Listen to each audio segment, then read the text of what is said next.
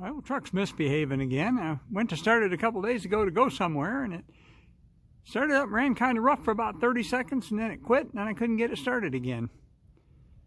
So I checked a couple of things on it, and it wasn't anything obvious, so I decided I had higher priorities, and it can just sit there for a few days until I get back from my trip to Quartzsite. So anyway, it's dead and down. I've been driving my new truck for a couple of days, but what I'm doing today is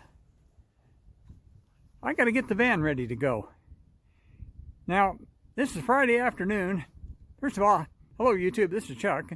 It's Friday afternoon and I'm leaving Monday morning to go to Quartzsite for the RTR.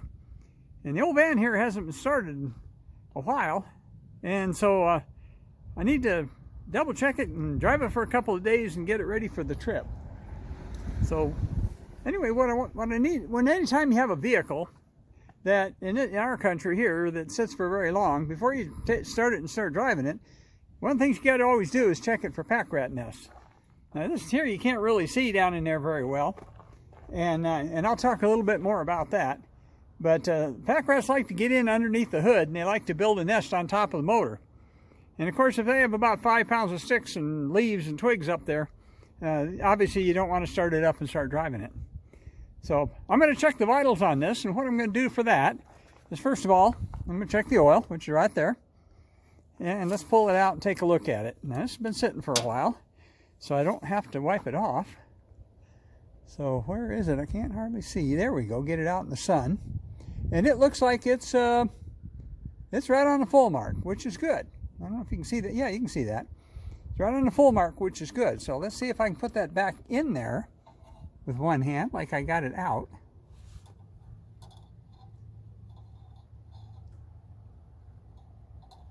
There it goes. So you know the oil's good. It had a change not too long ago. It doesn't have a lot of miles on it. Next thing we got to do, of course, is check the coolant. This being the old style system, here again, I don't know if you can see it in there, but yeah, it's got, the coolant looks okay.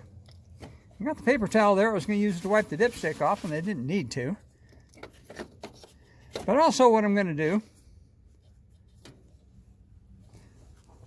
is I'm going to check the electrolyte level in the battery, make sure it's okay, and also the coach battery in the back.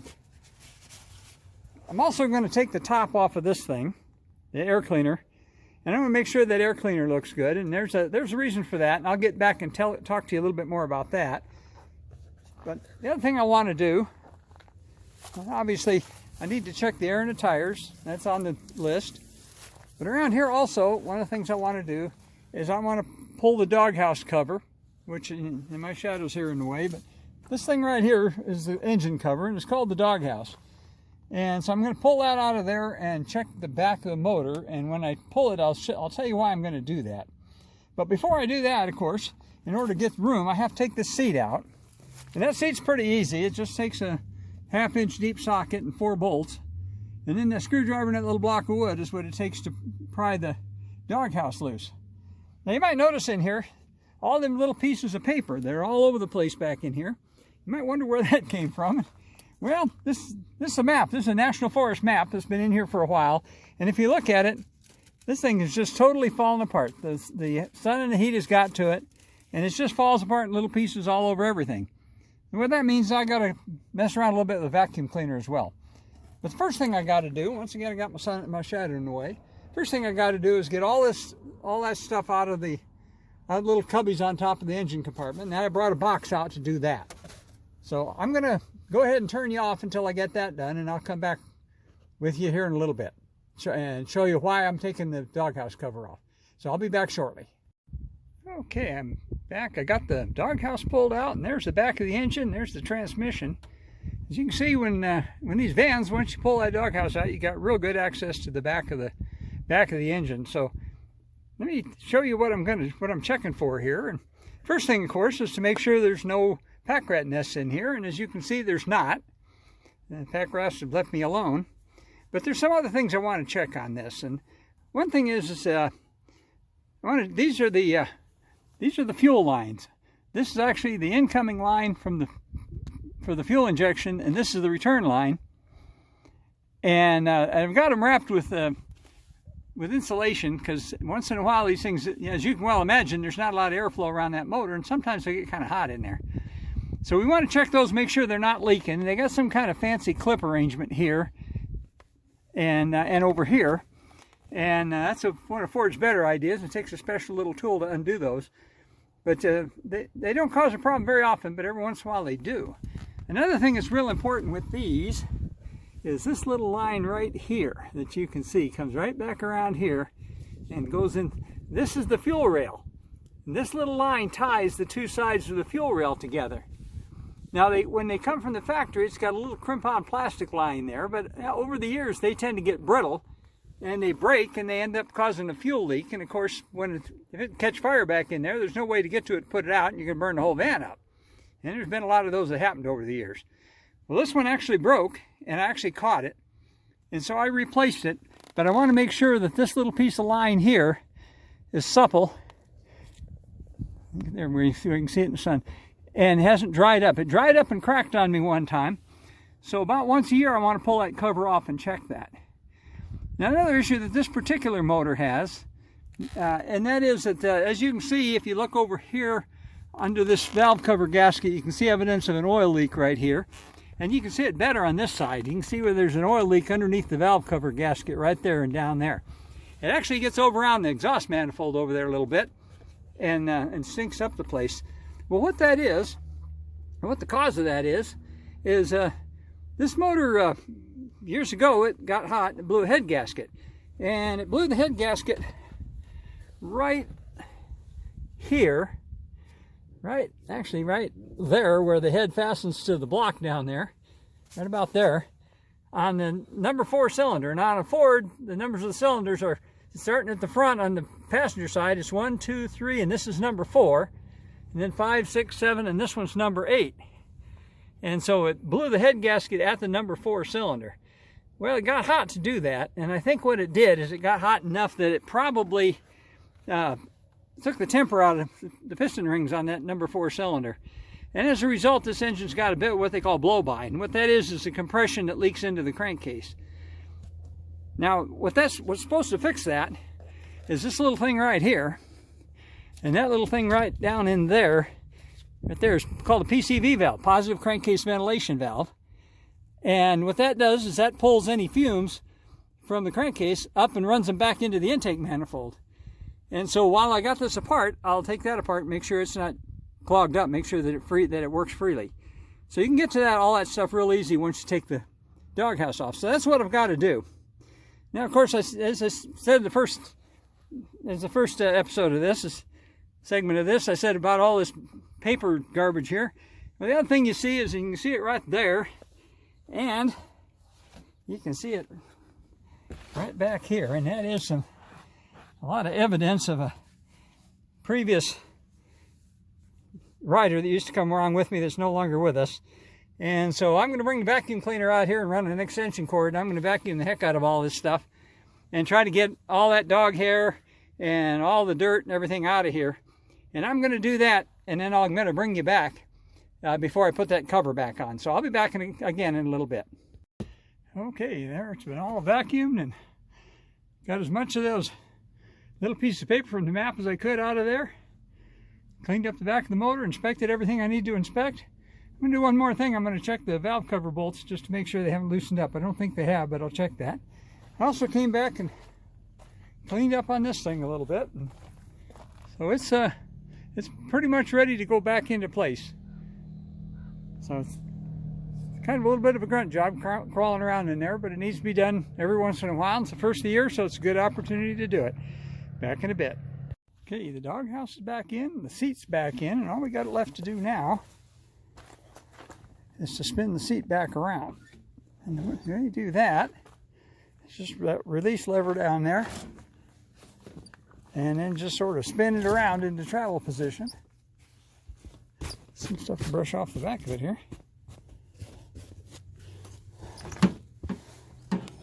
Put it into this position, and then I think I'm going to have to take 2 hands to do this. But right here, you can actually, so there we go, and release that, kick it back as far as it'll go, and then it gives you a seat to sit in, and you can still see the mirror from the driver's seat. So I'll probably have to get up there and push it back a little bit further, but we're done with that part of the project. So let me, still got to put everything back away again. So there we go. That's what it looks like when it's in the normal position. That's my big speaker box over there on the driver's seat, and I'll tuck that in behind there. So we're done with this part of the job. Be back in a little bit. Well, YouTube, it's actually the next day, and I got sidetracked, ran into a little issue yesterday, and so let me pick up where I left off. I told you in a previous segment that I wanted to check inside the air cleaner here. So I got this apart, and let me show you what I found and why I wanted to check it. So we'll take this top part off. And there's the air filter right there. The air to the engine goes in here, then goes up through the filter into this top box, and then goes into these two tubes that feed the engine. If I move this out of the way, you can see what I'm talking about. All right, so I can set that up there out of the way. So look how that filter looks. See how it's greasy down at this end? Well, let me pull this out of here, and I'll show you. So look how bad that filter is. So I needed a filter. Well, I went to get one, and they had this filter, but what they didn't have is that one. And look how nasty that one is. So I had to order one of those. And there are my new filters. They came in this morning. So I'm going to put them in right now. But I wanted to explain to you what's going on here. So let me get rid of this thing down here. And I got a box down here. Put that down there. And let me take this one out. I already took the clip off of it. Let's see, that's how that works. And see how that goes into this hose right here, which actually plugs in down there further. But what this is, remember, let me put this in the box too. Set it right there for now. Remember I told you about the blow-by issue in a previous segment and how this engine puts out a little bit too much blow-by. Well, some of that forces its way through the gaskets on the valve covers and stuff, and part of it also is pulled off back and cycled back through the engine through the air cleaner. And the way that's done is this thing right here is where you put the oil in the vehicle when you need to change the oil. Well, right back here, right about where you see my finger at, there's actually a connection that comes out of there that goes into this little hose. And this little hose goes down between this and plugs into that little filter arrangement, and it recycles it back through the air cleaner. And of course the air comes on the dirty side of the air cleaner, pulls it up this way, and then feeds it into the engine through these tubes. And so take a look at those and how bad they were. I figured, well, they need to be changed. So that's kind of what I'm doing. So let me see if I can bring you along here. I don't know if I can do it with one hand and still hold the camera. But right there's my new filter, that filter. This is the one they didn't have. They had to get it out of Phoenix. And so I wasn't able to finish this up yesterday. So let's see what we got here. Okay, we've got a new filter, and it's got a little, let me show you here. The filter's right there, and then it's got this little gasket that goes over this part of it, I guess. And then it fits right down in here.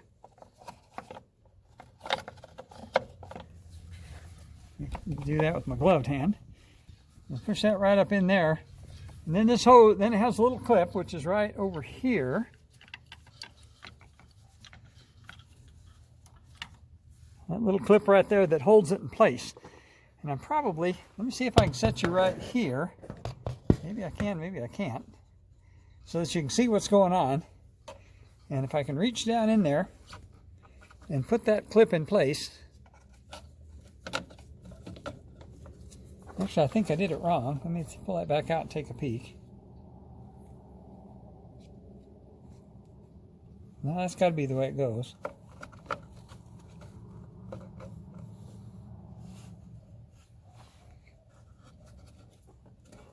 And a little rubber gasket.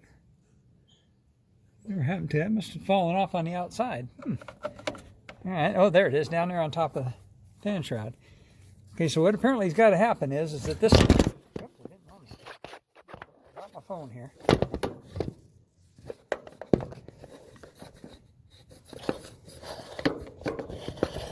just know a good way to do this. So let me set you down here for just a second. And I got to reach down in there and put that clip in place. Okay, then I got to get that little gasket, and that little gasket goes on the outside of there. And then this hose has to come down and hook into that. And then all of that takes 2 hands.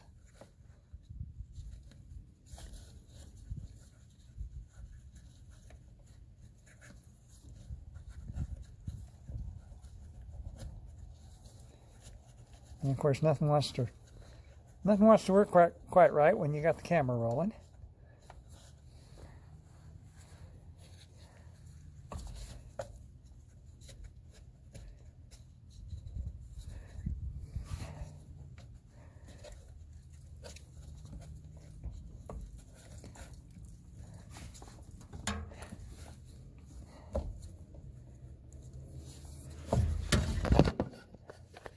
Anyway, then you plug that little hose back into there. And then so what that does, that pulls that blow-by out of the crankcase and brings it back through this new filter. Now we got our other new filter, and I think I can open that with one hand.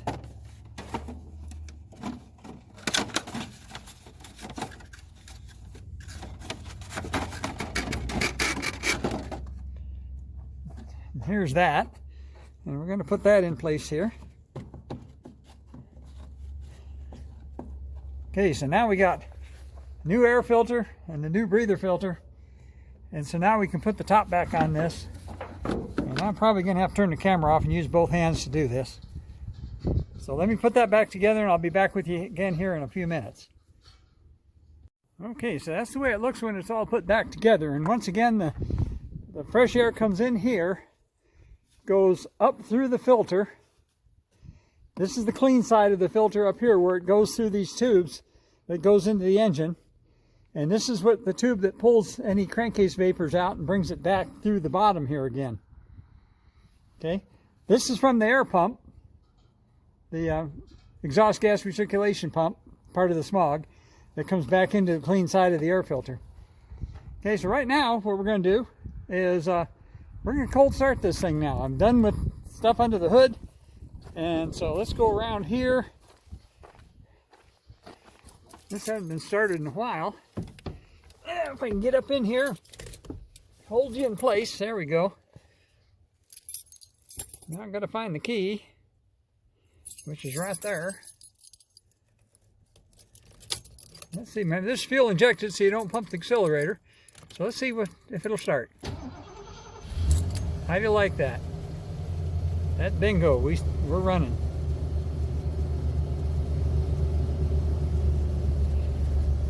Started right up after sitting. Of course, it's fairly warm. It's probably low 50s right now, but there's a little bit of a breeze, makes it seem a little cooler.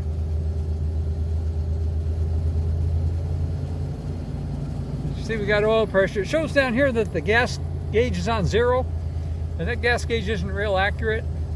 And that's probably down about a little bit below half actually. Okay, so we're running. I'm gonna go ahead and pull it up here in front of the garage where I can reach it with the air hose to check the tires.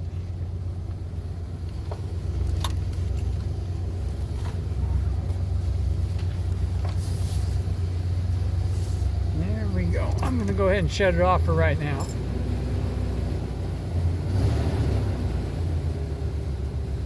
We got it running. I'm going to drive it a little bit here. I got to go to the store, but I'm going to do the tires first. So the last thing to do, of course, is to replace the sticker right there so we know when we did it last. I'm about halfway through the oil change, even though if you look at the date's way out there. It's been about 1.5 years. But I haven't put very many miles on it, so I'm still good on the oil change. I should probably put a new fuel filter on it one of these days, because that's been quite a while since I did that. But I use a little label maker to make sure I know what's going on. And I work on different vehicles, so even the drain plug, I put the drain plug size on there so I don't have to crawl under there with the wrong wrench. So that's the final step on anything. So like I always tell you, take care of each other, love each other. This project's done.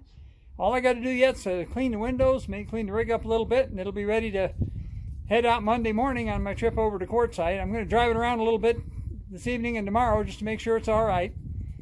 But I topped off the air in the tires and did all that other stuff that I said I was going to do. And so I think right now, I think we're done. So until I talk to you again, let me just tell you, peace out.